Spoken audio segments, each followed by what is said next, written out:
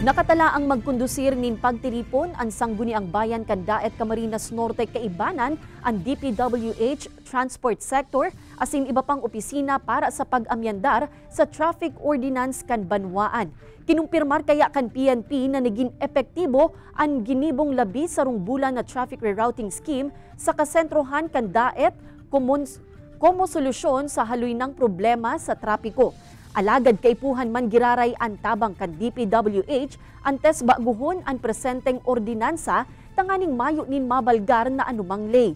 Day kaya pwedeng basang na sanang baguhon ang mga linya sa National Highway arug kan paramientras na ginibo kan PNP sa dry run tanganing maghiwas ang pirang tinampo.